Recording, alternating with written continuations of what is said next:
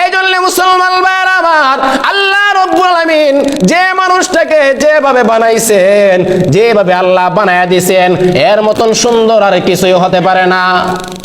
আছে মন? আল্লাহ যে বানাইছেন এর মধ্যে সৌন্দর্যের কোনো কমতি আসেনি। আপনার আমার চোখ যেখানে দেওয়ার চোখ সেখানে দিয়েছে, আপনার আমার নাক যেখানে দেওয়ার সেখানে দিয়েছে, আপনার আমার মাথা যেখানে দেওয়ার আল্লাহ মাথা সেখানে দিয়েছেন, আপনার আমার বুড়ি যেভাবে দেওয়ার আল্লাহ রব্বুল আলামিন বুড়ি সেইভাবে দিয়েছেন। এখন যদি চোখ সামনে না দেয়া পিছনে দিতেন হয়তো, আমার আপনার খান যদি এমন ভাবে না দেয়া কান পেটে দিতে হয়তো নি।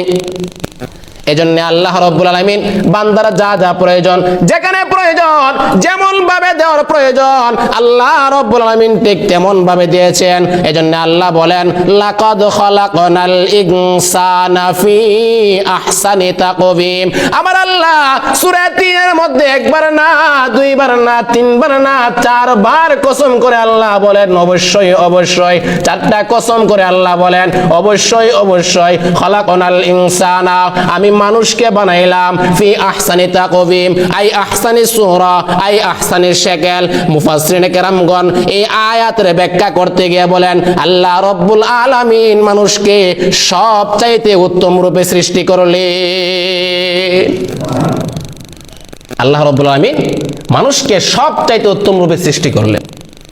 এই জন্য মুসলমান বন্ধুরা আমার, আল্লাহ বলেন লাকাদ খালাকনাল ইনসানা, অবশ্যই অবশ্যই, এমন তাকিদ শব্দ, লাম এক তাকিদ, কদ এক তাকিদ, দুইটা তাকিদ, অবশ্যই অবশ্যই, নিশ্চয় নিশ্চয়, আল্লাহ রাব্বুল আলামিন নিশ্চয় নিশ্চয় শব্দ ব্যবহার করে বলতেছেন বান্দারে তোরে আমি এমন ভাবে বানাইলাম, তোরে এত সুন্দর করে বানাইলাম, তোর মতন সৌন্দর্য আমি আল্লাহ অন্য কোনো জাতিরে দেই না।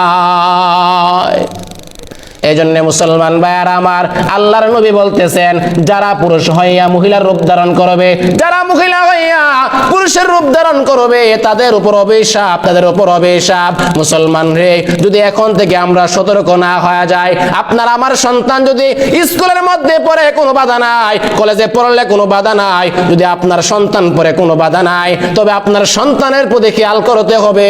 আপনার সন্তানটাকে কলেজে স্কুলের মধ্যে যদি ইলমে দ্বীনের শিক্ষা যদি পাশাপাশি না দেওয়া হয়, তাহলে মনে করবেন পশ্চিমাদের কালচার আপনার সন্তানকে ধ্বংস করার জন্য লেগেছে।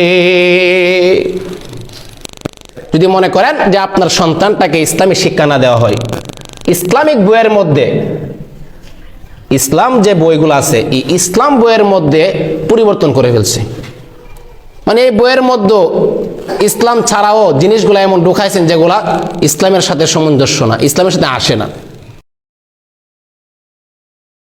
Subscribe to my channel.